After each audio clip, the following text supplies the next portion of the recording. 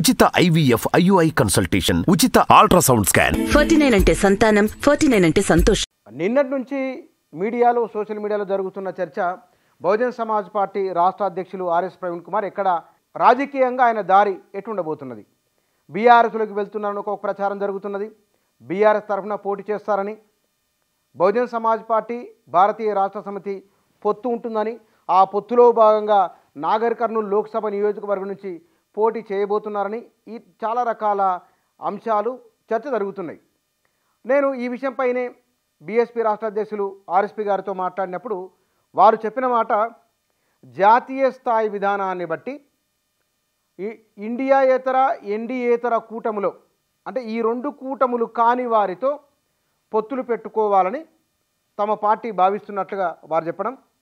అందుకోసమే ఉత్తరాదిన అటు ఎన్డీఏ కూటమిలో లేని వారు, ఇండియా కూటమిలో లేని రాజకీయ పార్టీలతో కొంత అలయన్స్ ఉన్నది. దక్షిణాదిన కూడా తెలంగాణలో బీఆర్ఎస్ ఏ కూటమిలో లేదు, ఆంధ్రప్రదేశ్లో వైసీపీ తెలుగుదేశం ఏ కూటమిలో లేదు. అంటే ఉదాహరణకు ఏ కూటమిలో లేని వారితో పొత్తు ఉంటుందని వారు చెప్పడం. అంటే బహుశా నాగర్ కర్నూలు లోక్సభ నియోజకవర్గం నుంచి భారతీయ రాష్ట్ర సమితి, బహుజన్ సమాజ్ పార్టీ వీరిద్దరి పొత్తులో భాగంగా ఆర్ఎస్పీ అక్కడి నుంచి పోటీ చేసే సూచనలు కనబడుతున్నాయి.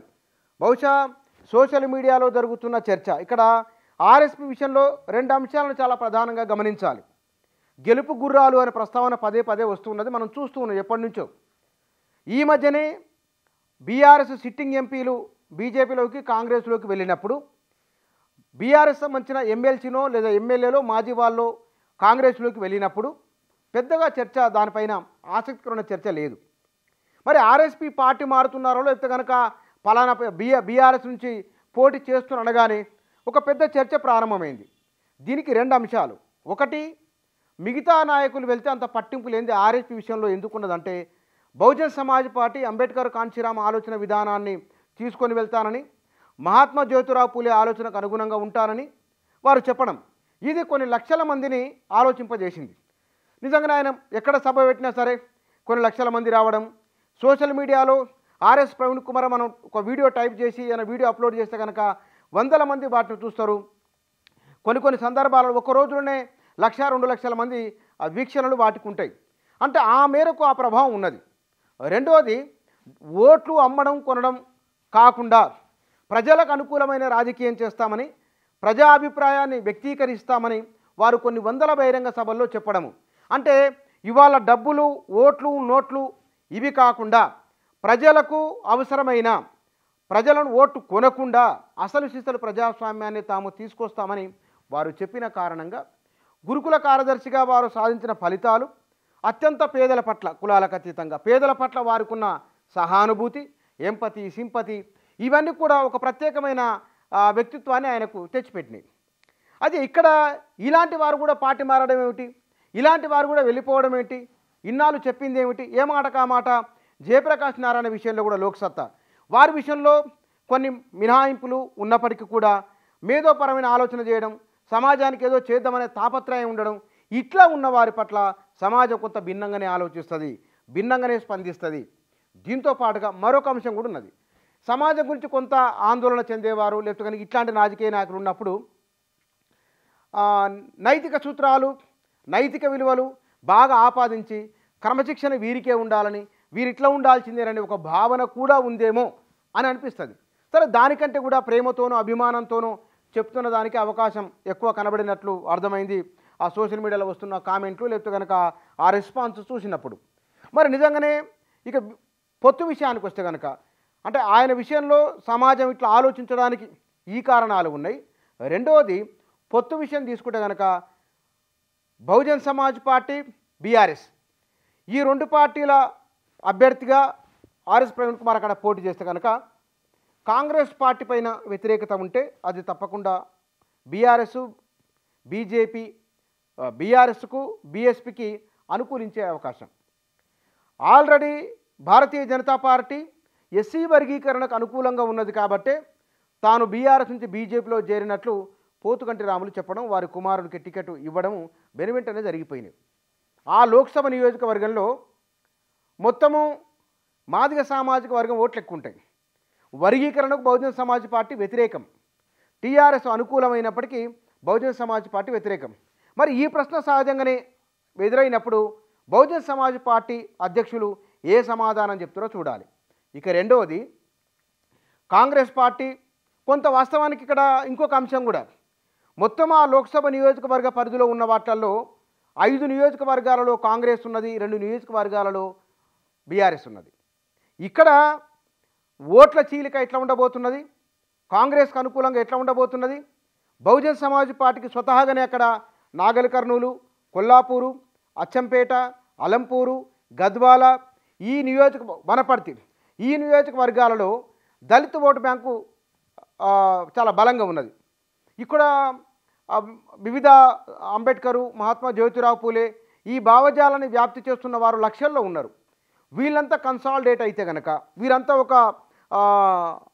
ఒక స్టాండ్ తీసుకుంటే కనుక అది తప్పకుండా బహుజన సమాజ్ పార్టీకి బీఆర్ఎస్కు అనుకూలించే అవకాశం. ఒక ప్లస్ ఉన్నది, కొన్ని ప్లస్సులు, కొన్ని మైనస్లు.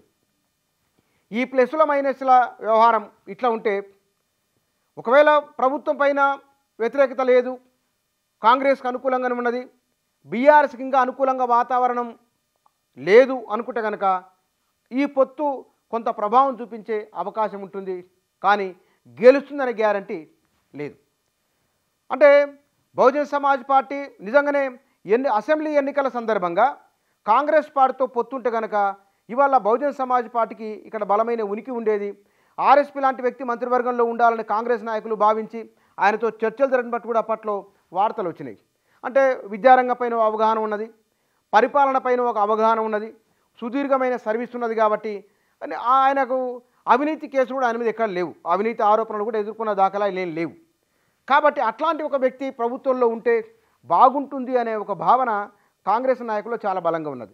ఆయన సామాజిక వర్గం ఒకటి, రెండోది అధికారిగా ఉన్న సర్వీసు అనుభవాలు ఒకటి, ఇవి అనుకూలంగా ఉన్నాయి. మంత్రివర్గంలో ఉంటే వాళ్ళ బహుజన సమాజ్ పార్టీకి ఇక్కడ విస్తరించేందుకు అవకాశం ఉండేది. అంతేందుకు సిపిఐ, సిపిఎం చట్టసభలో తాముండాలని కోరుకుంటున్నారు. కాంగ్రెస్ పార్టీతో సిపిఐ పొత్తు కారణంగా ఒక ఎమ్మెల్యేని గెలుచుకోగలిగినారు, ఇంకో ఎమ్మెల్సీ కూడా అడుగుతున్నారు. వాయిస్ చట్టసభలో ఉండి వాయిస్ ప్రజలకు వినిపిస్తారు, ప్రజల తరపున మాట్లాడే ఒక అద్భుతమైన అవకాశం ఉంటుంది. బహుజన సమాజ్ పార్టీ ఇక్కడ ఘోర వైఫల్యం చెందింది. అప్పుడే కనుక కాంగ్రెస్తో పొత్తుంటే లేదా టీఆర్ఎస్తోనైనా సరే ఒకవేళ ఉంటే కనుక ఎక్కడో దగ్గర గెలిచే అవకాశం ఉండేది. ఈ హైదరాబాదు పరిధిలో బహుజన సమాజ్ పార్టీ చేవెళ్ళలో మరో దగ్గరనో బీఆర్ఎస్తో కనుక ఒకవేళ పొత్తునుంటే గెలిచే అవకాశం ఉండేది. మరో నియోజకవర్గంలో ప్రధానంగా మిగతా వారి విషయం ఎట్టున్నా సరే ఆర్ఎస్పీ కనుక కాంగ్రెస్తో అలయన్స్ ఉంటే కనుక అప్పుడే ఇవాళ బహుజన సమాజ్ పార్టీ పరిస్థితి వేరుగా ఉండేది అనే చర్చ కూడా ఉన్నది. మరి ఇవన్నీ మొత్తం తీసుకున్నప్పుడు బహుజన సమాజ్ పార్టీ భారతీయ రాష్ట్ర సమితి పొత్తును ప్రజలు అంగీకరించబోతున్నారా? రాబోయే రోజులలో ఈసారి కనుక అనుకూలిస్తే రాబోయే రోజులలో బహుజన సమాజ్ పార్టీ ఎదగడానికి, విస్తరించడానికి అవకాశాలు భారీగా ఉన్నట్లు ఒక సంకేతంగా భావించాల్సి ఉంటుంది. ఇప్పుడు రాష్ట్ర వ్యాప్తంగా 2 తెలుగు రాష్ట్రాల్లో కూడా బహుజన సమాజ్ పార్టీ అభిమానులు, ఆర్ఎస్పీ అభిమానులు ఎదురు చూస్తున్నది. వారు నిజంగానే బీఆర్ఎస్లోకి వెళ్తారా, బహుజన సమాజ్ పార్టీలో ఉంటారంటే వారు స్పష్టంగా చెప్పిన మాట, ఎన్డీఏ ఏతర పార్టీలతో పొత్తు ఉంటుంది తప్ప, పార్టీ విధానానికి అనుకూలంగా తాను ఉంటాను తప్ప ఏ పార్టీలో చేరేది లేదు.